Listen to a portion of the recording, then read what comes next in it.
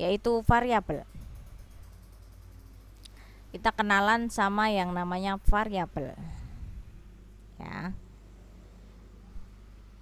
Baik, di sini balik lagi ke metode, Bu. Iya. Jenisnya aja buat ngingetin ya. Jenisnya ada penelitian dasar, eksperimen, R&D, survei, terapan, naturalistik. Nah, ini kita biasa menggunakan R&D, eksperimen, survei, penelitian dasar. Itu bisa kita pakai. Tapi untuk terapan dan naturalistik ini belum pas ya. Untuk D3 belum pas. Penelitian terapan bisa digunakan biasanya untuk dosen-dosen karena dia harus menerapkan sebuah alat atau sebuah produk. Kemudian ini di sini data ya, seperti yang saya katakan tadi, ada kuali dan kuanti. Kalau kuali itu cerita, jadi nggak perlu dibuat nama-nama lagi karena dia hanya narasi. Nah, data kuanti itu ada beberapa macam ya. Ini dikategorikan dua jenis besar, yaitu discrete dan continue.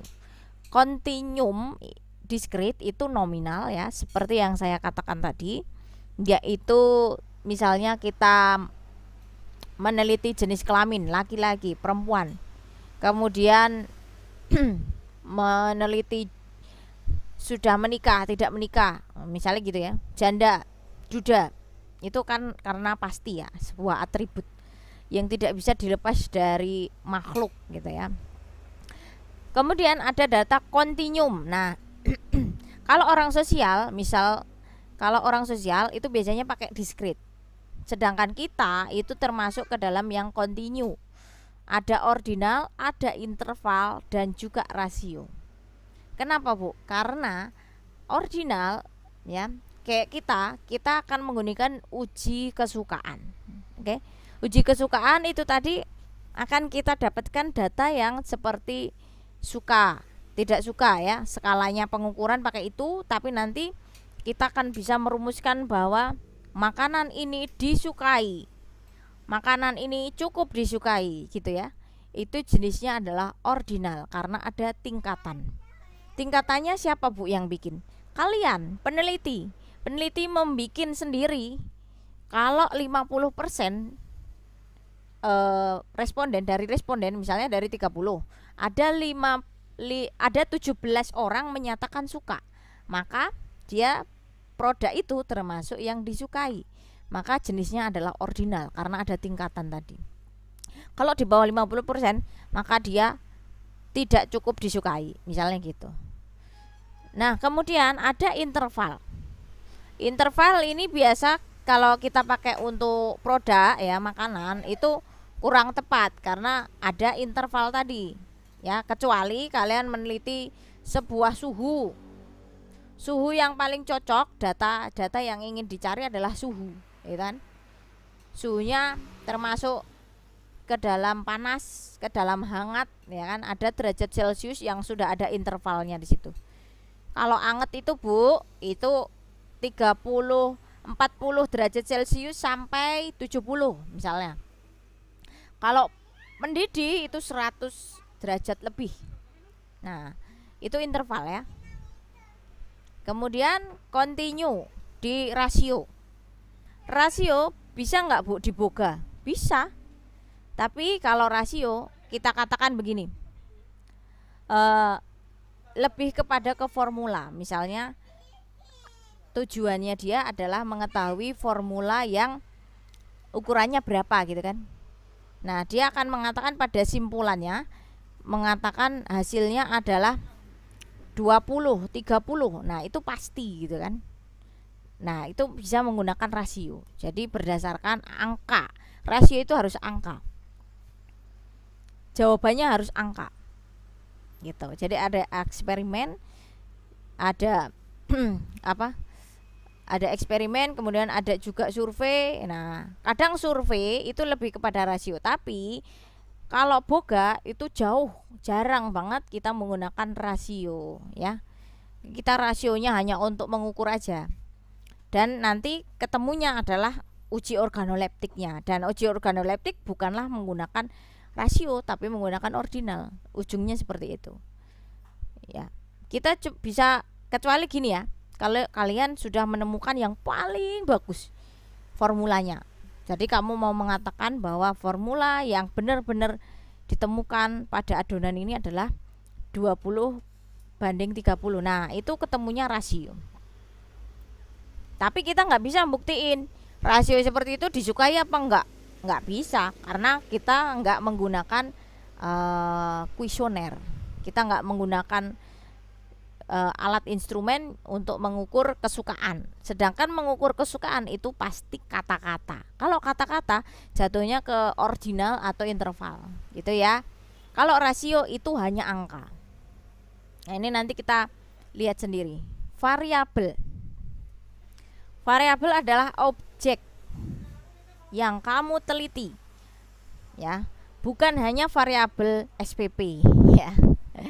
Variabelmu habis berapa gitu kan? Enggak, bukan ya. Tapi dia adalah objek yang akan kamu teliti, itu namanya variabel. Kemudian kalau data adalah hasil. Nah, hasil pencatatan atau sebuah fakta. Beda ya variabel dan data. Nah, ini biar nggak bingung, biasanya sesuai dengan macamnya jenis variabel, maka variabel itu juga sesuai dengan skala tadi ya. Ada variabel diskrit, ada variabel kontinu, kayak gitu. Data sekunder primer sudah kita lewatin ya. Nah, ini ya. Ini adalah variabel. Variabel adalah gejala ya. Contoh di sini ingin mengetahui jenis kelaminnya gitu ya. Yang paling banyak di sebuah kota. Ya, jadi ada judul nih. Ada judul mungkin pengaruh makan ya, pengaruh pola gizi terhadap berat badan. Nah, gitu ya. Pengaruh gizi terhadap berat badan. Nah, variabelnya yang mana? Variabelnya itu pola gizi dan juga berat badan. Itu namanya variabel.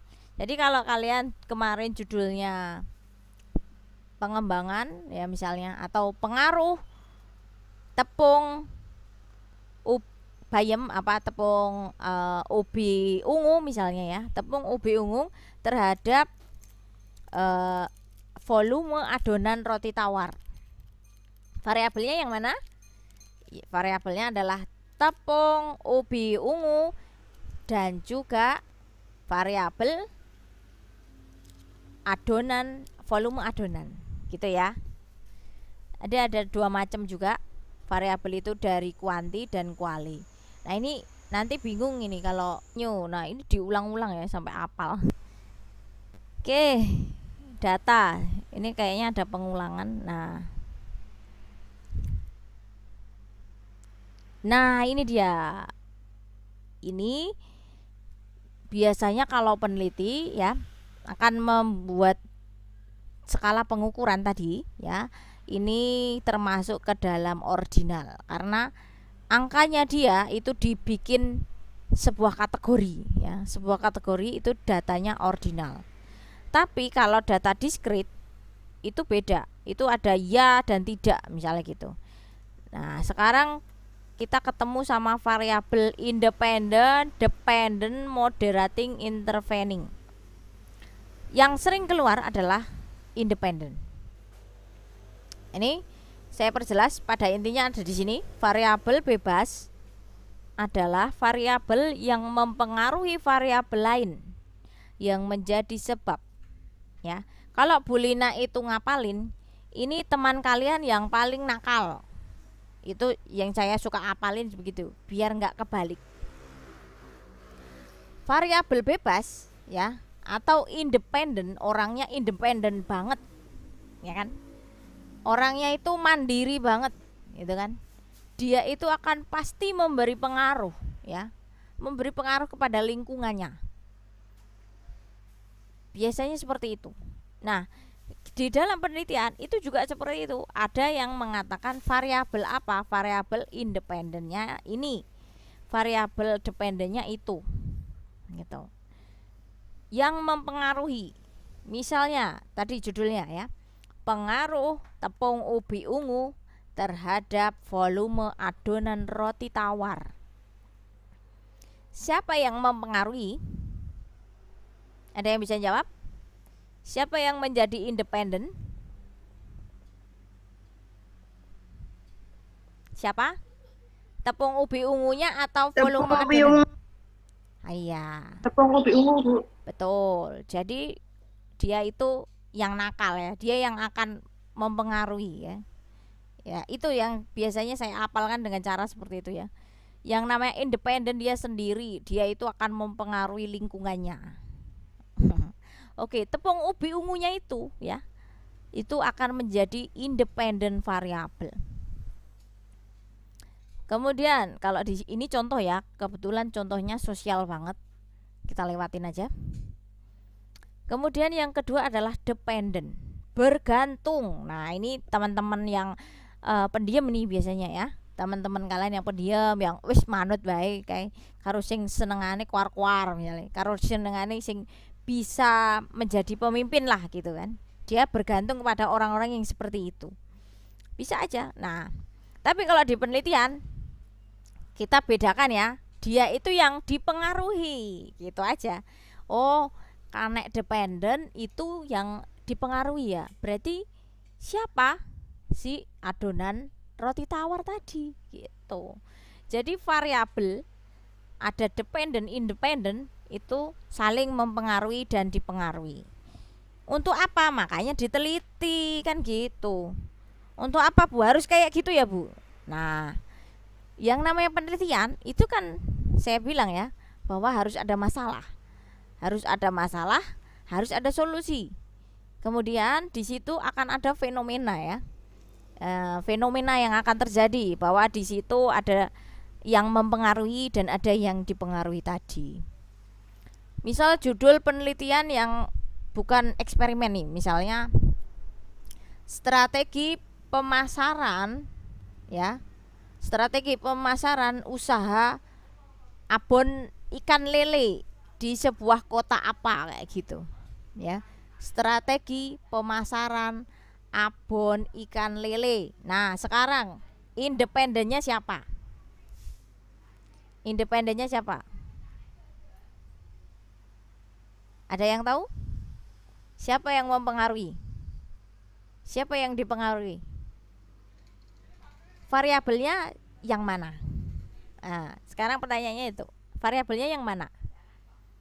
Variabelnya abon ikan lele atau strategi pemasaran? Yang variabel independen. Ayo, siapa yang bisa jawab?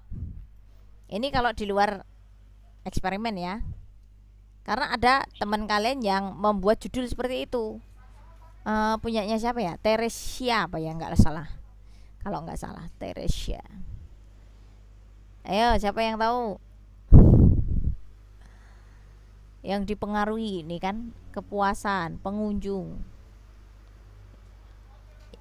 Ya begini aja ya. Independen itu kan tadi mempengaruhi, ya kan? Kita pengen tahu pemasaran, pengen independen di judul tadi itu berarti adalah pemasarannya. Oke, strateginya nggak masuk Bu. Strategi pemasaran masuk juga karena dia itu yang akan mempengaruhi si ikan lele. Tapi kita hanya ingin mengetahui apakah benar pemasaran itu, apakah benar pemasaran itu yang bikin hidup abon orang-orang yang memproduksi abon ikan lele gitu. Jadi yang ceritanya seperti itu ya. Jadi dia saling mempengaruhi dan dipengaruhi.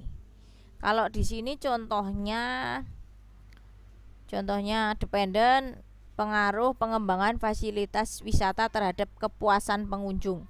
Maka variabel tergantungnya adalah kepuasan pengunjung. Betul, ya. Kan yang diem aja kan kepuasannya ya, bukan yang pengembangan. Kita nggak tahu. Nah, ini persis sama yang strategi ikan lele tadi. Dan biasanya kalau dependen itu memang ditaruhnya di variabel belakang. Oke, ini moderat. Ini jarang kita pakai, tapi kita bisalah kenalan ya, bahwa di sini mungkin ada ya, ada hubungan, misalnya ada hubungan antara promosi media televisi dengan meningkatnya kesadaran petani menggunakan pupuk organik. Oke, variabel bebasnya adalah promosi. Gara-gara promosi, si petani tadi meningkat kesadarannya untuk menggunakan pupuk organik.